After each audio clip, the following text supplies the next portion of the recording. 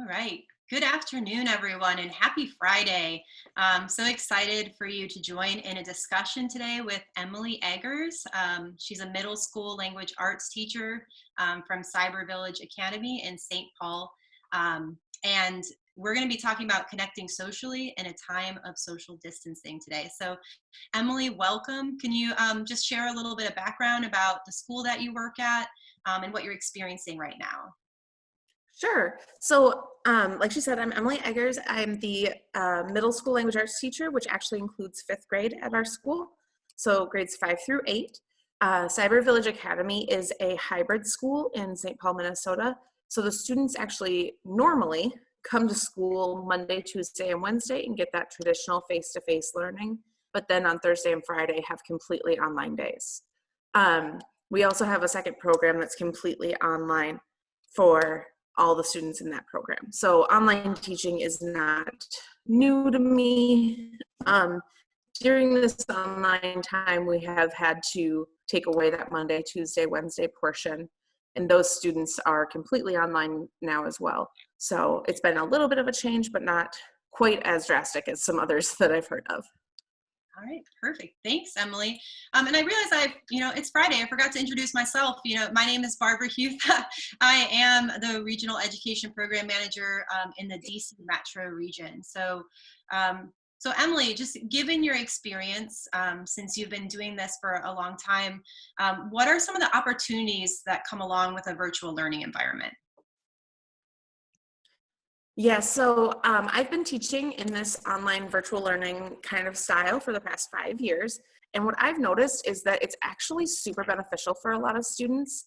We have a lot of students who prefer the online program because of whatever is going on in their lives, dealing with homelessness, or we have a lot of students that struggle with anxiety or with special needs. And you're able to differentiate a lot more in the online environment. You can use things like Google Voice to Text or Google Read Write to be able to help students access the learning and be able to get information from them. I do that a lot with my students because I'm language arts. A lot of the writing and things is hard for some of my kiddos. So that Google Voice to Text is really helpful. You can also get a chance to hear from students a lot more, whereas in the classroom, you might have that one child that dominates the conversation. During online days, every student gets a voice and every student has a chance to say something and participate in conversations. And then it's very student paced. So the idea is that the students are in charge of when they learn, where they learn, what they're doing, kind of within the realm of, what I'm asking them to do. But they can pace it on their own. And I had a student who was on a missions trip in Mexico for 2 months, still doing his work and still keeping up with class. And then, yeah. So what's a tip to help them, pace, but also get it done within a certain time period? Like, what are some things that you share with your students so that they're able to, have that freedom, but also get their work done? Yeah, absolutely. We have planners for our students that we provide that give them like a layout of what's due for each class. And then they can kind of go from there. In our middle school, we make the planners for them just because they're still learning those skills of how to use those. But then in our high school, because we are a K through 12 school, in the high school, they are making their own planners each week and going into each class and writing down what they need to do each week on Thursday and Friday, but they get that flexibility of it's not due till Monday. So they can take Thursday, Friday, Saturday, and Sunday to do all that work. Okay, great. Thank you. Yeah. Advice. And since you no longer have the opportunity to see your students, I know you have that fusion school, right, where you're seeing your students normally 3 days a week, and then 2 of the days are online or distance learning. But now you have no opportunity to see your students given this current situation. So how do you create an environment that allows students to connect and be heard? You mentioned a little bit that all students have a voice, but what are some of the ways that you're doing that in the classroom right now? Absolutely. This is really important to me to make sure that all students get to be heard throughout all of this learning stuff, because usually the quieter, shy ones need a little bit more pulling out, and I like to hear from them. But in this environment, I use a lot of different tools that are already out there, but like Zoom we're using right now, at my school we're providing a recess time or an advisory time. My advisory is the 5th graders, so I have 10-year-olds, and they're a little wacky, and I've heard from other teachers that they're the ones that are getting a little bit off topic in the chats and getting a little bit crazy with their backgrounds and unmuting themselves and renaming themselves. So we like to provide that like recess time where they can get social with each other and have a little bit more freedom. We started doing show and tell last week. So we met a lot of animals for show and tell. We're going to be doing a scavenger hunt where it's like, find something red, and everybody comes back and is like, look what I found, you know. Or things like Zoom bingo. I know that there's a lot of those out there for adults where it's like, can you hear me now? But doing that with students and having them do that during classes can be kind of fun. Then another one of my favorite things that I use in my classroom normally is Flipgrid. And Flipgrid is a discussion forum, but it's based in video and audio. So students can actually see each other and hear each other. You can see and hear them. It's completely asynchronous. If you'd like it to be, you could all go on at the same time and post videos on there, but it can be asynchronous. So yeah, I absolutely love Flipgrid.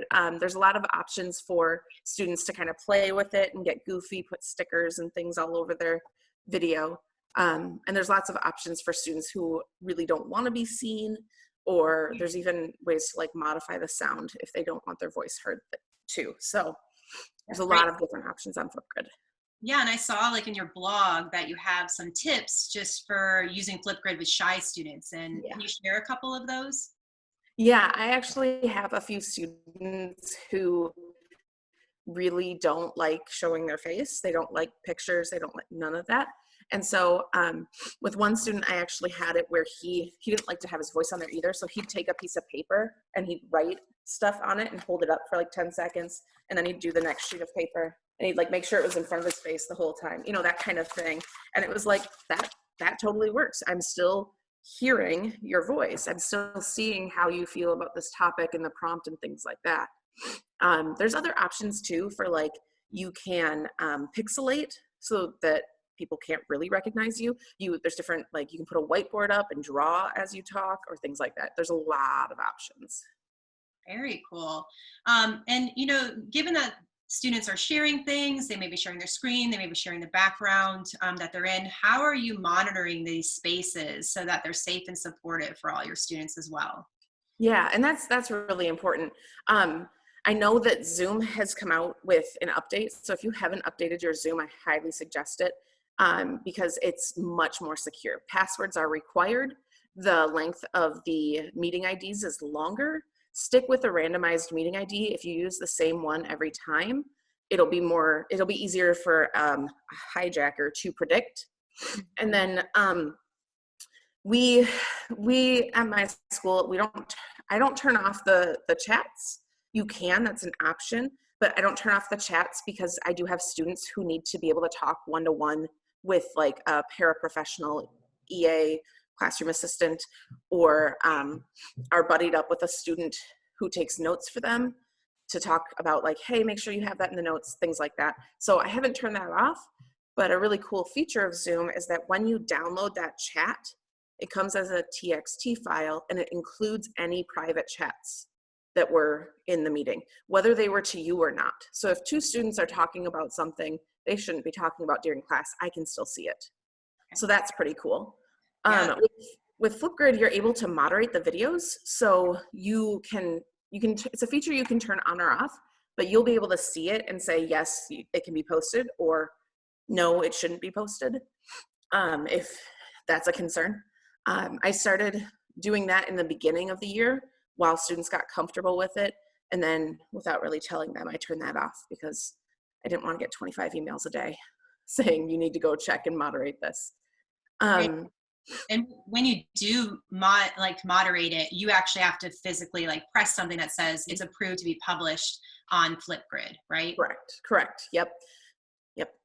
Is that the same thing if you're doing comments as well? Like if someone's commenting on someone's Flipgrid or like something like that as well? Yeah, absolutely. Comments can be hidden as well, and they have to be moderated, or they can be moderated as well. And then even after something has been posted, you can still hide it later on or delete it if you want, or archive it, or there's lots of options.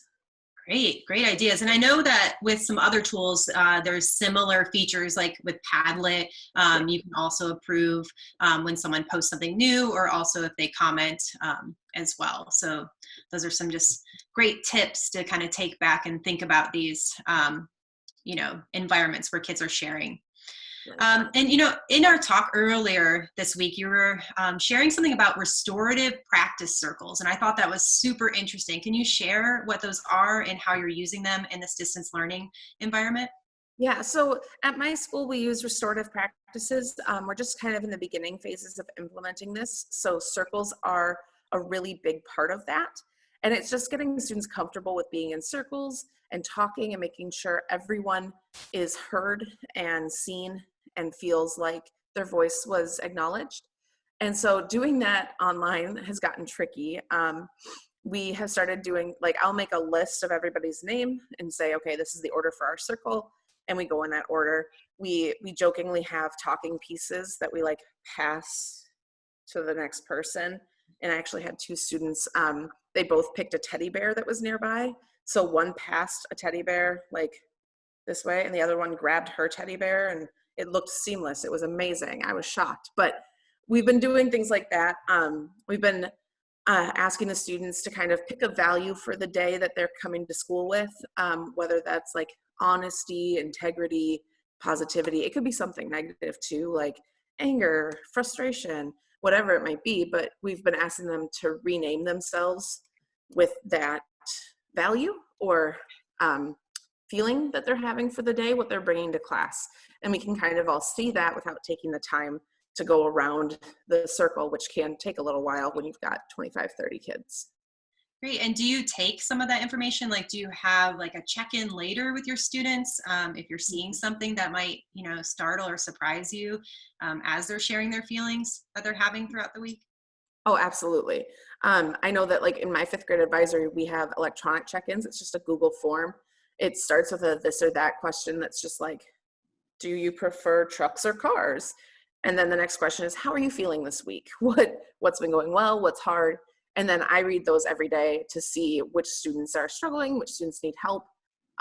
When students post anything that is a little bit concerning, I'll always email them and check in. Great. I love that. It's a great idea. And, just kind of thinking further a little bit, you talked about, how you start a lot of your lessons the first 5 minutes just to like kind of talk about anything. Do you have like any prompts that you start with, or do you let your students choose what to bring to the table, or how does that work exactly in a classroom? Usually it's pretty organic. The other day I was actually like, 5 minutes beforehand, I open up the meeting and I'm sitting there hanging out by myself with my dogs. And then a couple students trickle in and it's like, hey, how are you? We start chatting about like just their day-to-day life, what's going on. And then as other students come in, they contribute to the conversation. And my husband walked in and was carrying toilet paper. He was like, I hit the jackpot. And I held it up and I was like, look at this. And they were like, oh my gosh, you're so amazing. We had a conversation about toilet paper. And it's just a great way to like connect with them and feel goofy and get all of that out and then be like, okay, guys, let's settle.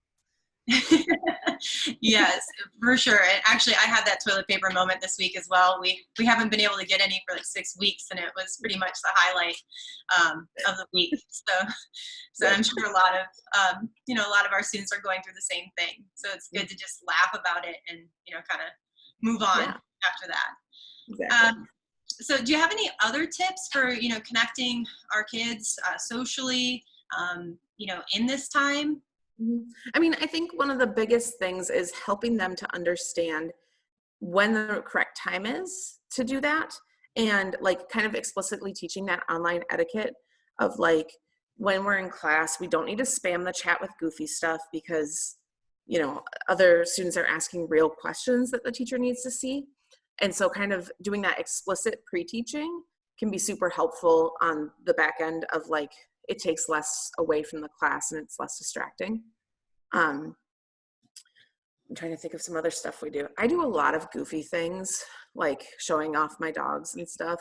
We had a day where in the middle of the lesson, my dog jumped in my lap and I was like, okay, everybody go get a pet if you have one. If you don't, grab a stuffed animal.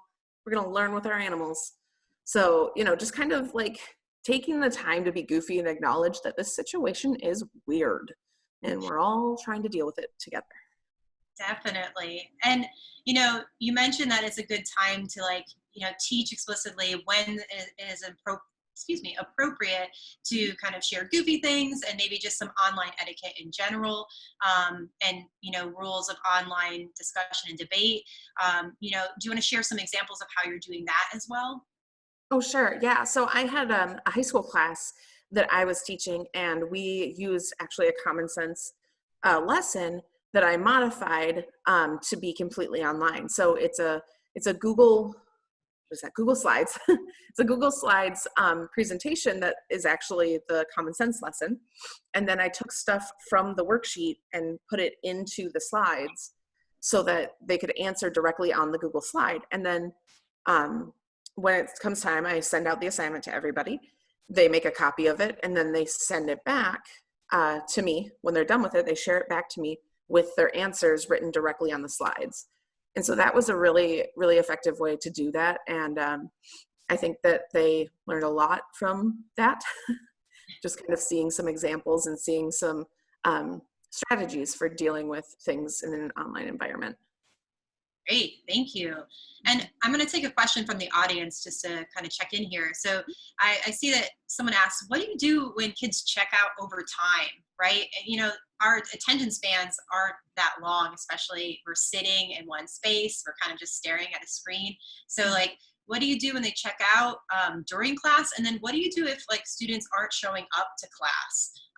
You know, how do you reach out to them and get them to come back and join you? Yeah.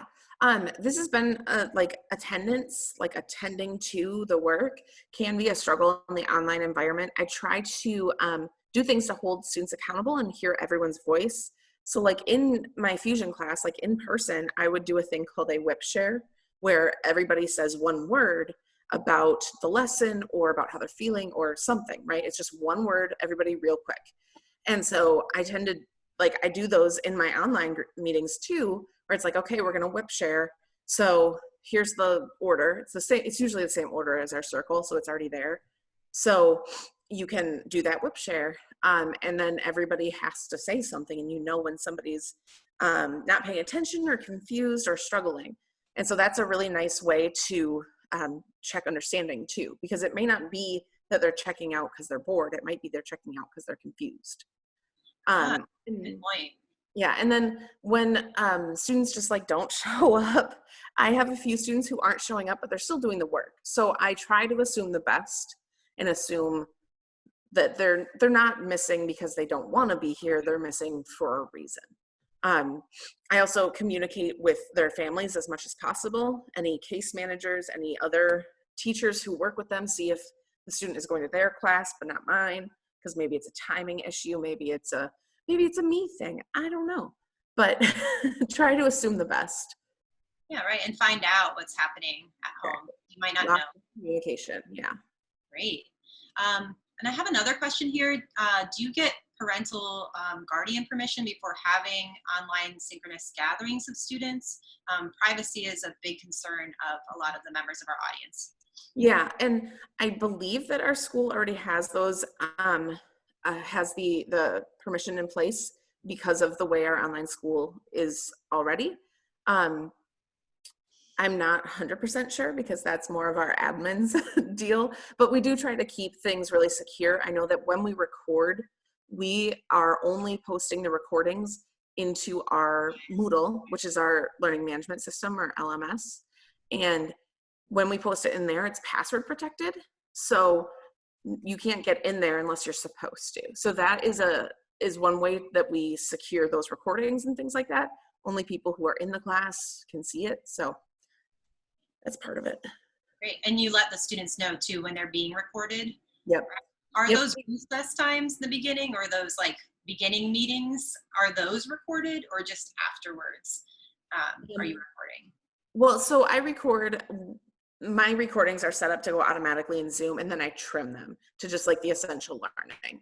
So the part when I was teaching is usually what gets posted then back to Moodle so that students who weren't there can see it. Yeah. Makes a lot of sense. And we're getting towards the end of our session today. So just thinking about, you know, as a parent and as an educator, right, in this space right now, what is the top takeaway you want to share with everyone that joined us today?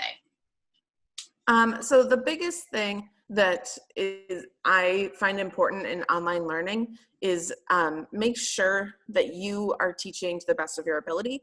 And if you wouldn't do it in the classroom, don't do it online. You wouldn't lecture for 30 minutes in the classroom, because we all know that best practice is not lecturing for 30 minutes. But so if you wouldn't do that in the classroom face-to-face, don't do it online. If you want to have an interactive lecture, or if you want to use something like Pear Deck or Poll Anywhere, those kinds of things to have interactive presentations, that's great. Do that. But if you wouldn't do it in the classroom, don't do it in an online environment. Try to make it as authentic and real learning as possible. Perfect. I love that. And right, and understand that, you know, as you're learning, be flexible. Things are going to change, right? You know, things you did in the beginning you might not want to do those things again. So just kind of thinking about. And I try to be super flexible with my students with like how they turn things in. So like if a student's like, I cannot get to typing this today, I would say, you know what? You tell me what you want to say and I'll type it for you. Or just give me a phone call and we'll talk about that section of the book, or something like that. Get really flexible with how you accept assignments from students too. Love that. Definitely. And do you think you have a time for another question or two? Oh, totally. I got plenty of time. Let's see if we can. My husband's watching the kids, so this is actually my break. Someone put Google Meetings is like herding cats. Do you have any suggestions for those virtual environments? Yeah, I don't disagree. These meetings they can get off task real fast. I think you really need to like you taught the routines at the beginning of the school year, like every day you'd go over, okay, you know, in elementary, maybe this is how we line up. This is how we enter the classroom. I had to do this with my 8th graders at the beginning of the year. This is how we enter the classroom, guys. This is how we get ready to learn. You may have to do that again. And you may have to do it with the online environment. Go over the rules, teach the routines and procedures, that kind of stuff again. Yeah, so setting the norms like you would in a regular classroom, and you do have to remind them of those norms. Do you have them printed anywhere or like on your learning management system where students can access them? Yeah, we actually have like a poster, because our school is the Cyber Cats, and our motto thing is pause, positive attitude, act responsibly, hard work, and show respect. So PAWS, and we have it lined up for how that looks in the online environment. How do you show a positive attitude in an online environment? How do you work hard? That kind of thing. So we have that posted on our LMS. We have it, we talk about it in advisory, we email it out like as many times as possible. We get it in front of the students in as many different ways too. Great. Is there any way you could share that in the deck? I'm sure. You don't do it right now, but just later at this time. But so I think we're right about at our time to end. So I wanted to thank you, Emily. You shared so much information today, and hopefully our audience got a lot of great tips and resources to kind of dig into later. And thank everyone that joined us today. Yeah, thank you so much for having me. This has been really fun. Great. Thank you.